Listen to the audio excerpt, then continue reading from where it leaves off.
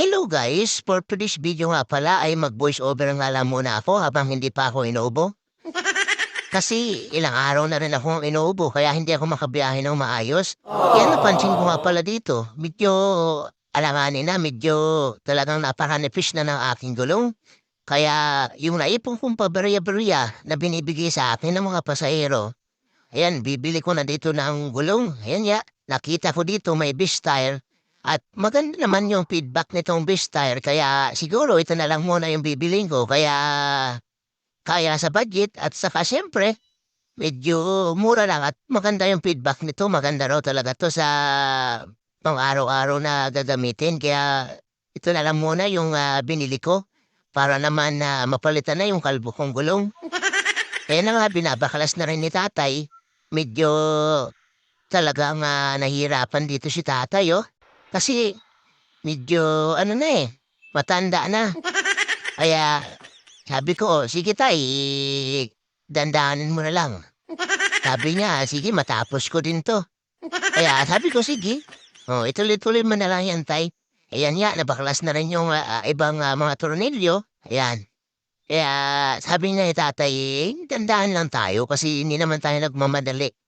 Ayan, kaya tuloy-tuloy lang yung tatay niya sa pagbaklas niya kahit medyo mabagal basta importante daw ay tuloy-tuloy. Ayan, sa wakas natanggal niya na rin kahit medyo nahirapan siya.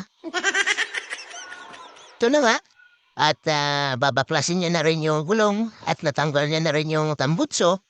Ayan, talagang medyo nahirapan siya kasi medyo masikip at ito yung mahirap tanggalin na pagdating dito sa plate, yung gulong niya kasi tatanggalin mo lahat, pati yung tambutso.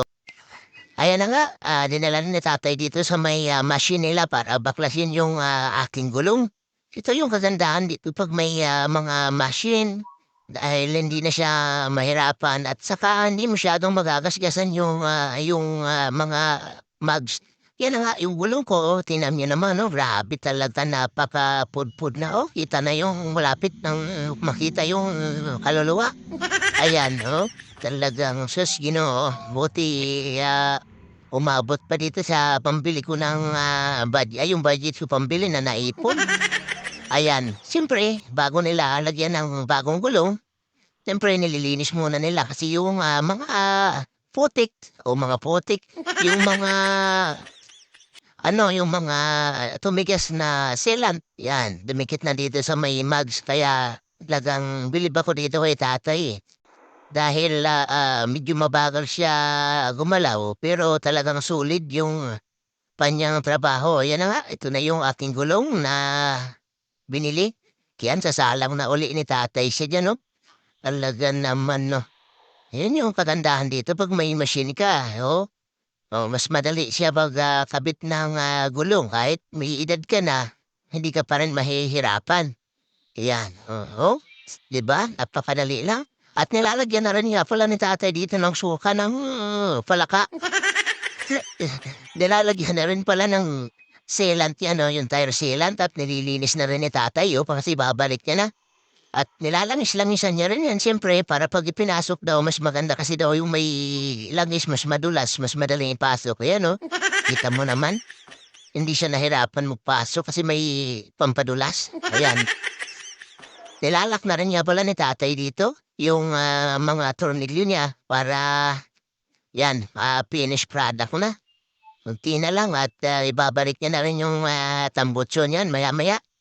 Yan. Tandaan lang, ayan na nga. Andito na yung tambutso na pinaghihirapan niya talagang tanggalin. Ayan, binabalik niya na naman. Medyo nahirapan din talaga siya dito pag babalik dahil talagang hirap ibalik. Ayan na nga, yung gulong ko. Oh, di ba? Napakaganda kaso hindi pa rin ako makabiyahe. Ayan. Tingnan mo naman, no? Di ba ako makabiyahe dahil talagang grabe ubo ko saka yung sipon ko. Ay, napo. Uh, konting usok-usok lang muna para sana makabiyahe na mamaya ng maayos. Salamat!